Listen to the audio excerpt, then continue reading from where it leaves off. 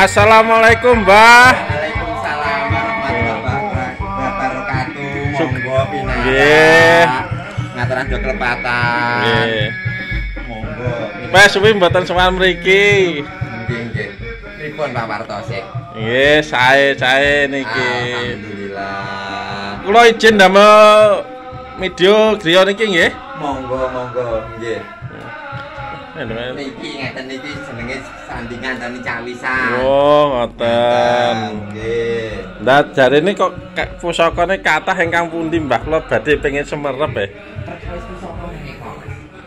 Oh, ngoten nika. Nggih. Niku pusaka tinggalanipun leluhur. Nggih. Menika uga kawis ingkang wonten mriki sekitar 3 dasa. Lek mawi ingkang terlebet Oh. enten sekitar swidak. Wah, kuwatah, Mbah nggih. Pusaka menika kula kirang langkung antarane 8 dasa ten 9 dasa pusaka. Nggih. Menika Dan wonten. nderek tanglet lah ingkang pusaka ingkang ngandhap piyambak niki namine napa, Mbah niki? Ingkang mawi menika Niki. umyang. Wah, niku. Umyang. Lah ingkang ler piyambak. Brajaguna menika jangkung mangkurat. Nggih. Terus Lah. menika jalak tumpeng. Kuwatah, Mbah nggih jenise.